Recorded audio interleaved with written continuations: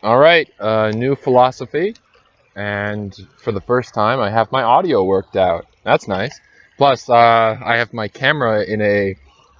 It's less dangerous than it probably looks for the video. I have like 2 inches of clearance before it actually falls into the stream, but that's still not a very pleasant place to put it. But everywhere else, the view would be covered by grass. As it stands, I had to pull out some grass just to have it there.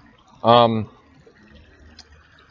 But then again, that's not exactly special. This park I'm at is, they really like to mow this sucker really close to the ground. There's like, I mean, it's really tangled grass though. So, um, yeah, so in this philosophy, I am going to attempt to create a series. Well, okay, it's already a series. Otherwise, it wouldn't be number 6. But I'm going to attempt to. What I was originally going to do was try to define human, what made something human, or maybe define personness, what makes something an intelligent being. Of course, we only have human beings as that right now, but of course you get the hypotheticals such as, what if there were aliens? So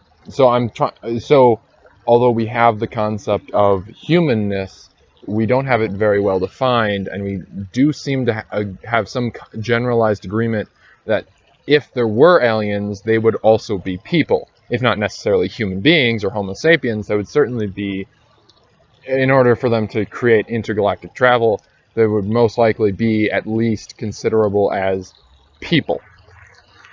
The problem is I was trying to discover what the distinction there was. And that's when I realized that I'm going to have to make at least a couple of videos going over subtopics before I went over this. One of the first and main ones that occurred to me is the difference between self-awareness and consciousness. And I'm going to try and avoid the whole wordplay thing here. The philosophy of metaphor is its own thing entirely, but I don't want to. I'm going to try and avoid wordplay and just go with the concepts themselves here. I think I'm going to define. I'm not sure if you have to be self-aware in order to be conscious. For reference, I'm calling it self-aware rather than self-conscious. In that, I know you can sometimes call it that, although that sometimes means embarrassed. Anyway, I'm gonna go with that instead, just because that'd get too confusing otherwise. I'm not sure if you have to be self-aware to be conscious.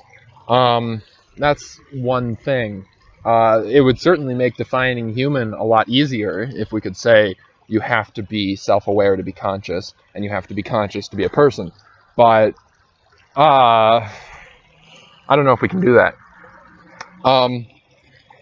So one problem, I guess I'll start with self-aware.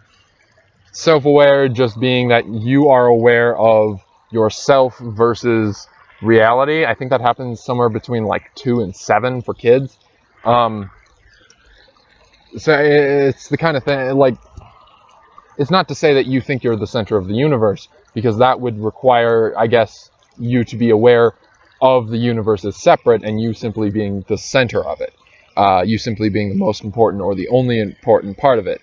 And that it still requires self-awareness, it just requires solipsism. You don't have to be a solipsist, but it's one of the best ways to get there without being a sociopath. Get there to the, like, you're the only important part of the universe, because, of course, solipsism is sort of taking half of what Descartes said, I think, therefore I am, and just cutting it off there and saying, I can't prove anything other than this, so I can't prove the world exists, so I'm the only thing that exists. And of course, I mentioned in previous videos that I think that's avoiding the whole problem of whether or not there is an existence. But whether or not that is the question, that's what solipsism is. Of course, you could also just be a sociopath and not care. But,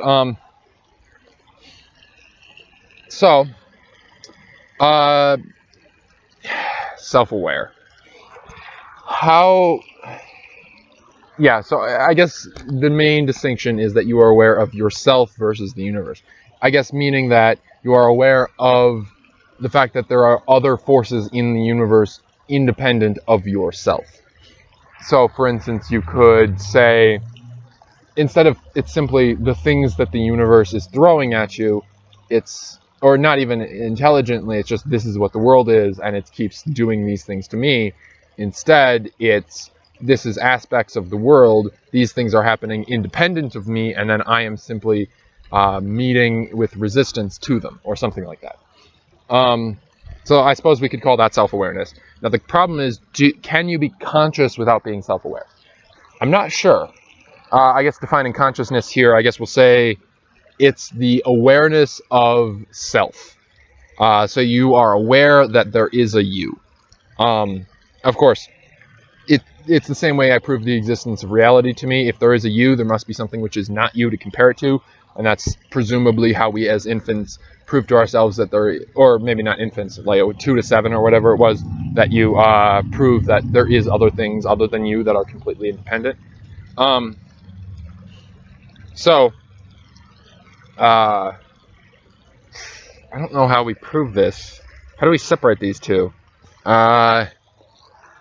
If you simply said that you are aware of yourself, and that there is something which is not you, which is independent of you, then would that not be self-awareness? Is consciousness inherently the same thing, or at least tied to self-awareness? This is a difficult one. I think they have to be tied. I don't think you can be aware of yourself and then have other things independently not you acting of their own fruition, so that there is a you to be conscious of and an other thing to be conscious of as separate than you, and yet not be self-aware. Oh. And plus these terms are at least more than a little bit switchable because of this. You could say that I am self-aware of myself and conscious of others. Or you could say that I am conscious of myself and self-aware that I am not in control of others. Oh wow, is this really this might just be the shortest philosophy, but you know what? I have to lay these things down. So I guess I'm going to say, with conviction I don't entirely feel, that self-awareness and consciousness are inherently tied together. That's not to say they're the same thing, and there might be a situation in which they don't have to be the same, but I think they are required, at least in a large part. Well, no, it's black and white with these, pretty much. You can't be aware of other independent beings, kind of. So I'm going to say with some conviction here that self-awareness and consciousness are tied, and you need self-awareness and self-consciousness to be people. Or human, or whatever. Human, I think, is kind of generalized term. If we want to actually talk about the species, we could say human, or we could say Homo sapien. So I'm going to use human instead of person, because person seems to also mean other stuff. Human being seems to both refer to the Homo sapien, and it seems to more refer to the self of a person than the body of a person. A Homo sapien is an animal. Human being is a thinking, intelligent being which can create skyscrapers. So, yeah, I'm going to draw the distinction there. So, to be human. Alright, we redefined 3 words, and somehow this video isn't 10 minutes yet, which is just crazy for me. But, yeah, solid. So, self-awareness and consciousness are connected. In future philosophies, I'll try and go over more things so that we can help define human, help determine if there were aliens, what requirements they would have to have before we would consider them human. I don't know if just being able to, you know what, I can say pretty consciously that I don't know what it is right now, but I'm pretty sure there is a way in which something can possess space travel and yet not be people. If nothing else, it might just be like a queen bee situation. Like you got an ant civilization and the queens are super intelligent and the ants are like little idiots who just do the mindless labor.